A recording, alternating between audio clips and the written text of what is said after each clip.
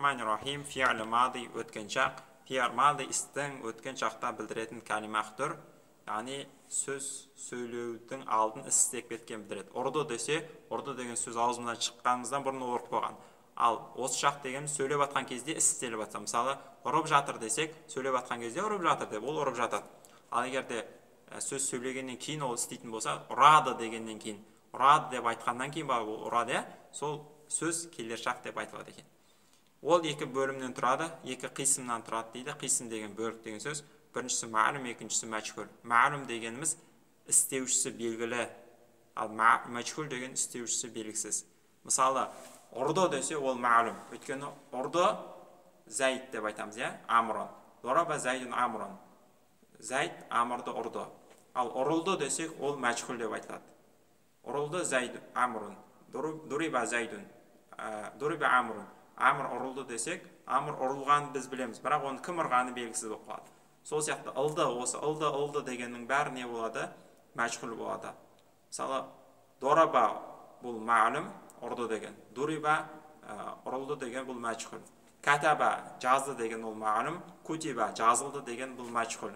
Насара көмектесті деген бұл мәлім, нусира көмектесілді деген бұл мәчхүл. Қазақ тілінде өзіге түс, өзгерге түс дегенге сәйкес келеді, шатаспасам. Мәлім дейді, фи'лі бар уә белгілі, фағілі бар уә белгілі фи'лдір дейді. Мәлім дегеніміз қандай фағілі бар дейді. Фағілі істеушісі деген сөз ғой. Уә белгілі, және белгілі дейді. Ал мәчхүл дегеніміз фағілі жоқ, уә белгісіз кәлимәхдір дейді. Фағілі істеушісі жоқ, негізі бар ғой, бірақ белгісіз, кім істеп, дуриба ұрылды десек, ол зәйд ұрылған бірақ ұрып атқан адам кім екені белгісіз болып тұрады. Өйтер бір ұрып атыр ғой онда, бірақ белгісіз кім ұрып атқан. Оны не деп айтады? Мәчхүл деп айтады. Белгісіз деген сөз. Фи'л мадидің мәлім 14 сиғақта сарыпталады. Сиғақ деген форма деген сөз, сарыпталады деген сөз, жіктеледі деген сөз.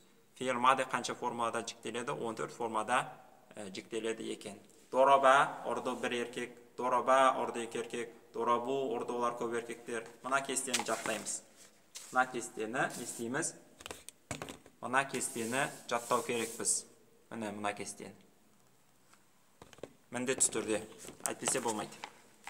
Дораба, дораба, дорабу, дорабат, дорабата, дорабна, дораптыма, дораптына, доропты, доропти, дораптыма, дораптына, доропты, дорабна деп тез айтып үлгергенге дейін жаттау керек біз. Өте көп қайталап, санаққа салып, ең болмаса жүзіреді.